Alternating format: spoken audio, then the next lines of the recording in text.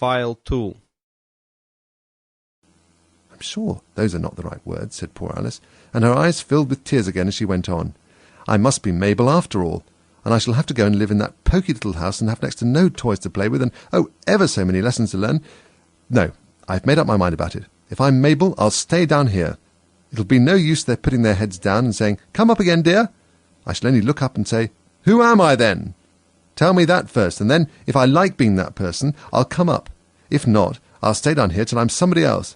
But, oh dear, cried Alice with a sudden burst of tears, I do wish they would put their heads down. I'm so very tired of being all alone here. As she said this, she looked down at her hands, and was surprised to see that she had put on one of the rabbit's little white kid gloves while she was talking. How can I have done that? She thought. I must be growing small again. She got up and went to the table to measure herself by it, and found that, as nearly as she could guess, she was now about 2 feet high and was going on shrinking rapidly. She soon found out that the cause of this was the fan she was holding, and she dropped it hastily, just in time to save herself from shrinking away altogether. That was a narrow escape, said Alice, a good deal frightened at the sudden change, but very glad to find herself still in existence. And now for the garden, and she ran with all speed back to the little door. But, alas, the little door was shut again, and the little golden key was lying on the glass table as before. And things are worse than ever, thought the poor child, for I never was so small as this before, never, and I declare it's too bad, that it is. As she said these words, her foot slipped, and in another moment, splash! She was up to her chin in salt water. Her first idea was that she had somehow fallen into the sea. And in that case I can go back by railway, she said to herself. Alice had been to the seaside once in her life, and had come to the general conclusion that wherever you go to on the English coast, you find a number of bathing machines in the sea, some children digging in the sand with wooden spades, then a row of lodging-houses, and behind them a railway station. However, she soon made out that she was in the pool of tears which she had wept when she was 9 feet high. I wish I hadn't cried so much, said Alice, as she swam about trying to find her way out. I shall be punished for it now, I suppose, by being drowned in my own tears. That will be a queer thing, to be sure. However, everything is queer today. Just then she heard something splashing about in the pool a little way off, and she swam nearer to make out what it was. At first she thought it must be a walrus or hippopotamus, but then she remembered how small she was now, and she soon made out that it was only a mouse that had slipped in like herself. Would it be of any use now, thought Alice, to speak to this mouse? Everything is so out of the way down here that I should think very likely it could talk. At any rate, there's no harm in trying. So she began. "Oh, mouse, do you know the way out of this pool? I'm very tired of swimming about here, oh, mouse." Alice thought this must be the right way of speaking to a mouse. She had never done such a thing before, but she remembered having seen in her brother's Latin grammar, "A mouse, of a mouse, to a mouse, oh mouse." The mouse looked at her rather inquisitively, and seemed to her to wink with one of its little eyes, but it said nothing. Perhaps it doesn't understand English, thought Alice. I dare say it's a French mouse, come over with William the Conqueror. For, with all her knowledge of history, Alice had no very clear notion how long ago anything had happened. So she began again. "Où est ma chatte?" which was the first sentence in her French lesson book. The mouse gave a sudden leap out of the water, and seemed to quiver all over with fright. "Oh, I beg your pardon," cried Alice hastily, afraid that she had hurt the poor animal's feelings. "I quite forgot you didn't like cats." "Not like cats!" cried the mouse in a shrill, passionate voice. "Would you like cats if you were me?" "Well, perhaps not," said Alice in a soothing tone. "Don't be angry about it. And yet I wish I could show you our cat Dinah.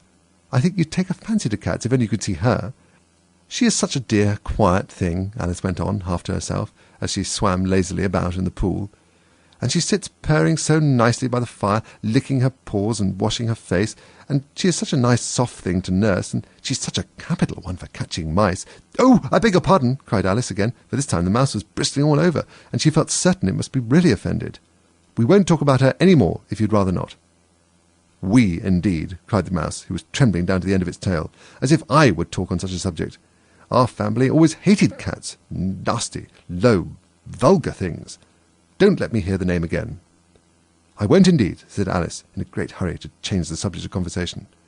Are you fond of dogs?" The mouse did not answer, so Alice went on eagerly. "There's such a nice little dog near our house. I should like to show you.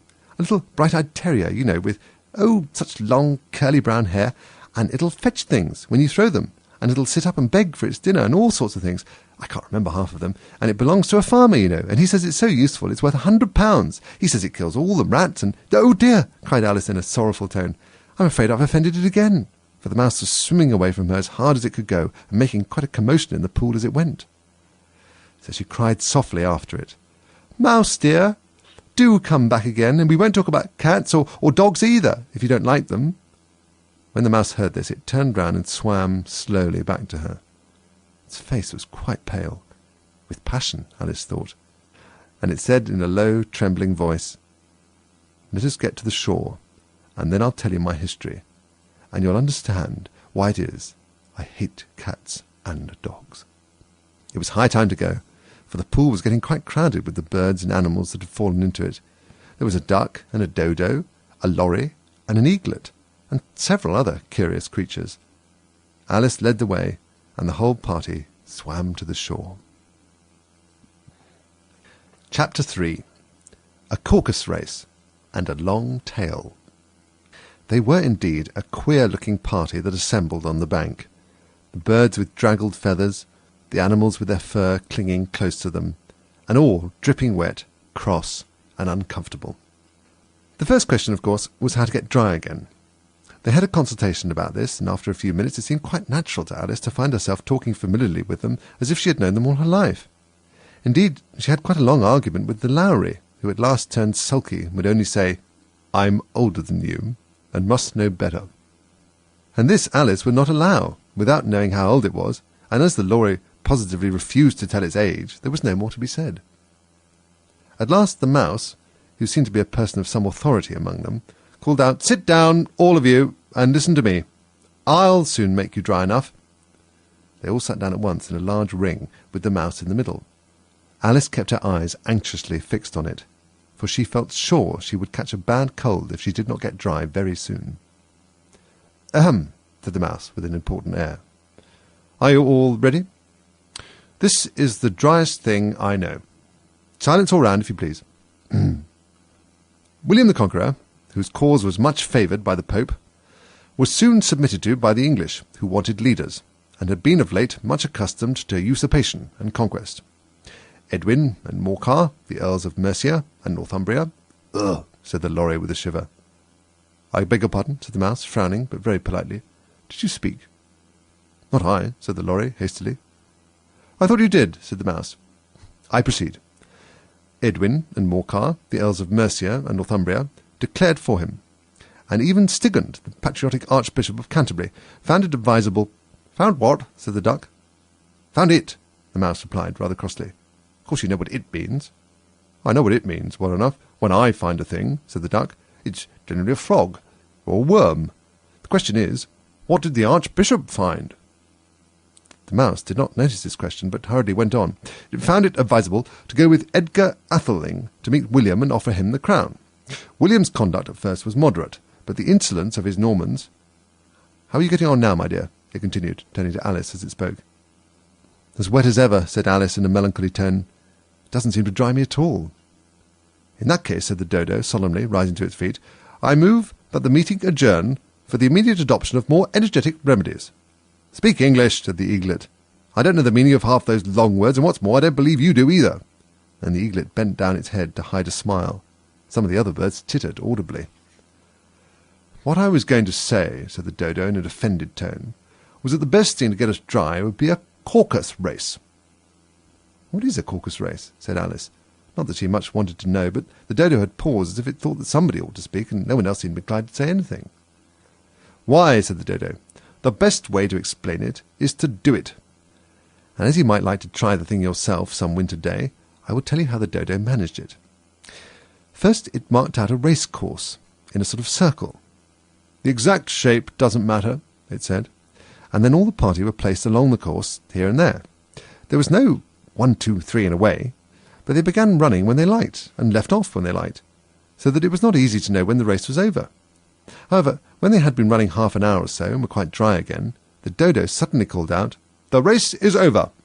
And they all crowded round it, panting and asking, 'But who has won?'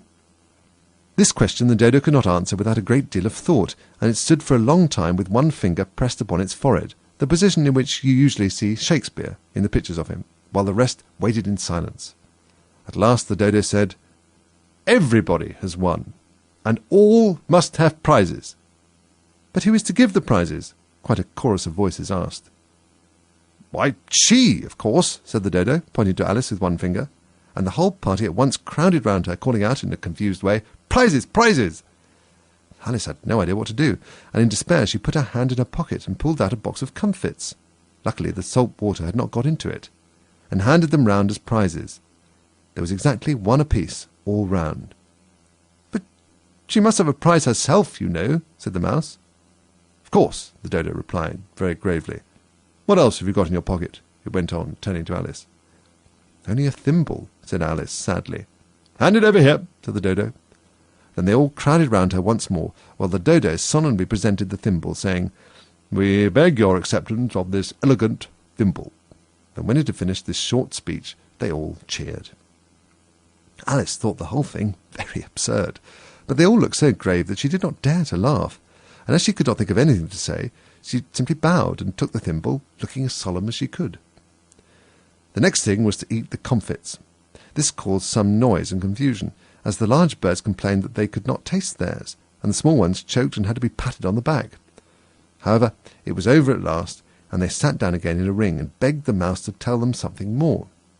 "You promised to tell me your history, you know," said Alice, "and why it is you hate C and D," she added in a whisper, half afraid that it would be offended again. "Mine's a long and sad tale," said the Mouse, turning to Alice and sighing. "It is a long tale, certainly," said Alice, looking down with wonder at the Mouse's tail. "And why do you call it sad?" And she kept on puzzling about it while the Mouse was speaking, so that her idea of the tale was something like this. Fury said to a mouse that he met in the house, "Let us both go to law. I will prosecute you. Come, I'll take no denial. We must have the trial, for really this morning I've nothing to do." Said the Mouse to the Cur, "Such a trial, dear sir, with no jury or judge, would be wasting our breath." "I'll be judge, I'll be jury," said cunning old Fury. "I'll try the whole cause and condemn you to death." "You were not attending," said the Mouse to Alice severely. "What are you thinking of?" "I beg your pardon," said Alice very humbly. "You had got to the fifth bend, I think." "I had not," cried the Mouse, sharply and very angrily.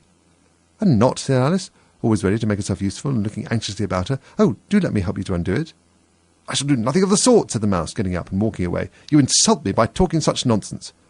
"I didn't mean it," pleaded poor Alice, "but you're so easily offended, you know." The Mouse only growled in reply.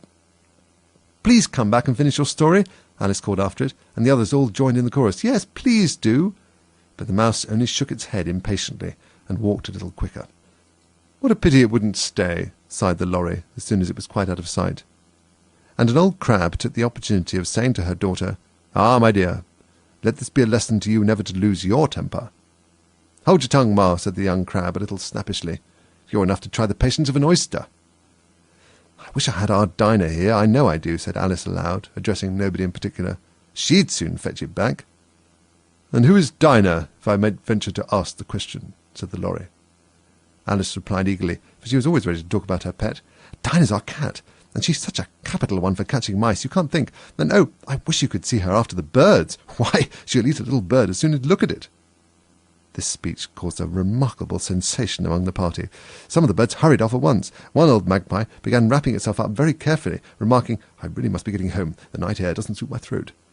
And a canary called out in a trembling voice to its children, "Come away, my dears. It's high time you were all in bed."